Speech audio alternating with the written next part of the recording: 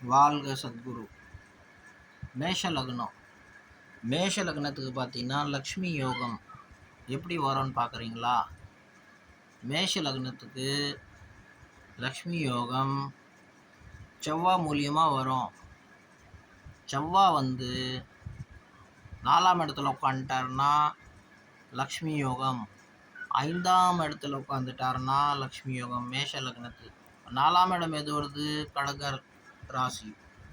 5ஆம் இடம் எது வருது? சிம்ம ராசி. இப்போ இந்த 2 இடத்துல லக்ஷ்மி யோகம் எப்படி கொடுக்கும்? இது மிகப்பெரிய ஒரு யோகம். சித்தர்கள் சொல்லிட்டு போனது. இந்த யோகம் இருந்தால் ஜாதகன் எப்போவுமே பணக்காரனாக இருப்பான்.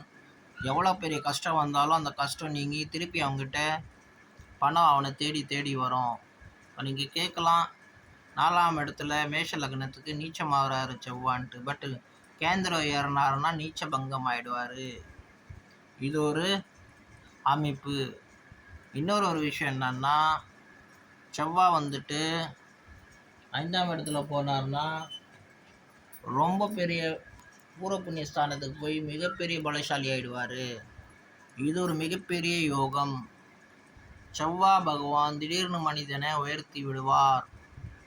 இது சொல்லப்பட்டிருக்கு. உங்கள் ஜாதகத்தில் இந்த மாதிரி இருக்கான்னு பாருங்கள். இருந்தால் லாபத்தை அனுபவிங்க. நீங்கள் புண்ணியாத்மா. வாழ்க சத்குரு.